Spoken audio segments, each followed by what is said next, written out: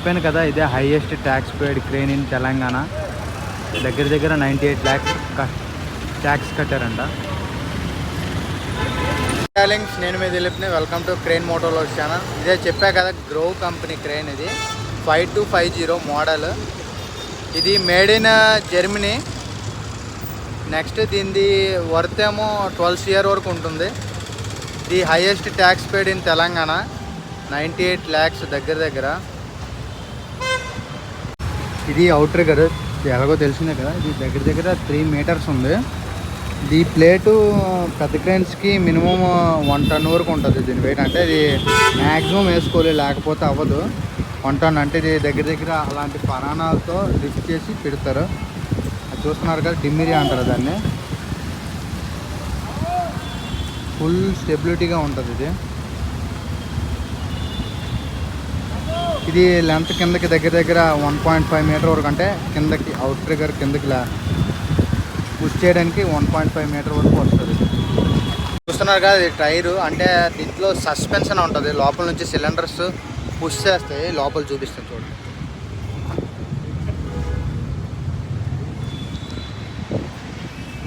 చూస్తున్నారుగా, ఇవి counter weights అంటారు. ప్రతి పెద్ద హెవీ క్రేన్స్కి వస్తుంది.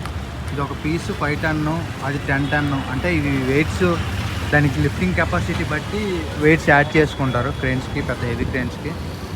చూస్తున్నారు, హెవీగా ఉంటుంది. ఇది ఆ గ్యాప్ ఉంది కదా, అక్కడ నుంచే దాన్ని మట్టుకు అది హైడ్రాతో లేపేసి ఫిట్టింగ్ చేస్తారు. ఇది నార్మల్గా ఇది అలా డౌన్ అవుతుంది. డౌన్ అయ్యి దాని మీద సాజిస్ మీద దిగిన తర్వాత క్రేన్ తిరిగి దాని మట్టుకు అదే రోప్స్ వేస్తారు. రోప్ చేసి కిందకి తీస్తే అప్పుడు పరాణాలు ట్రాలీస్ పైన, అంటే దగ్గర ఈ వెహికల్ షిఫ్ట్ చేయడానికి 3-4 ట్రాలీస్ కావాలి. ఎందుకంటే కౌంటర్ వెయిట్స్ ఉన్నాయి కదా.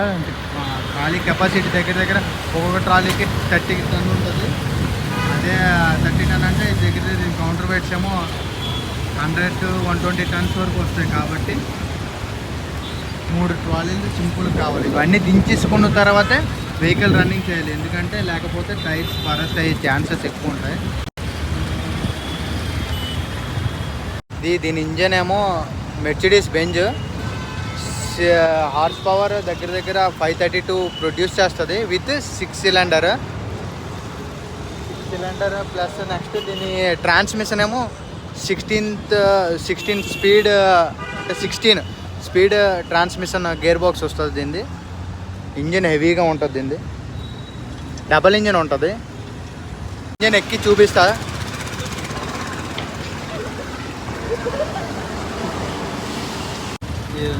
షర్ట్ పత్రాలు ఫిక్స్ అయినా ఇంజిన్ చూపిస్తే అవ్వదు. నెక్స్ట్ ఎప్పుడైనా వేరే వీడియో వస్తే ఎవరిదైనా క్రెయిన్కి పర్మిషన్ అడిగి తీసుకుంటా. దీని మెయిన్ బూమ్ ఏమో 70 meters, అంటే 1+7 బూమ్. ఇది 7 sections బూమ్ అవుట్ అవుతాయి. నెక్స్ట్ 70 meters అది ఉంటుంది. నెక్స్ట్ ఫ్లై జిప్ ఏమంటే 40 meters, అంటే ఎగ్జిస్టబుల్ ఫ్లై జిప్. 2 ఫ్లై జిప్స్ వస్తాయంట. 40 meters టోటల్ 110 meters దీని హైట్ వస్తుంది. 70 meters ఏమో 230 feet వరకు వస్తుందంట. నెక్స్ట్ అది దగ్గర ఫుల్ టోటల్ 350 feet వరకు వస్తుంది క్రెయిన్ హైట్.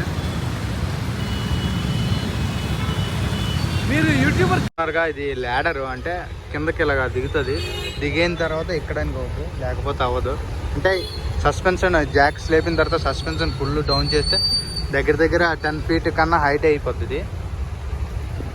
నెక్స్ట్ చూసారా, ఇది ఏం వర్క్ వచ్చిందంటే గటర్ వర్క్, ఫ్లైఓవర్ గటర్. ఇది దగ్గర మాల్ ఏమో 90 ton, 100 ton అబోవే ఉంటుంది. 250 ton ఇటువైపు పెట్టారు, అటువైపు 250 ton. ఇది మొత్తం 10 టైర్ బేస్మెంట్లో ఉంది, 10 wheel టోటల్. మన వీడియో నచ్చినట్టయితే లైక్ అండ్ అలాగే కామెంట్ చేయండి, సబ్స్క్రైబ్ కూడా చేసుకోండి. Thanks darling.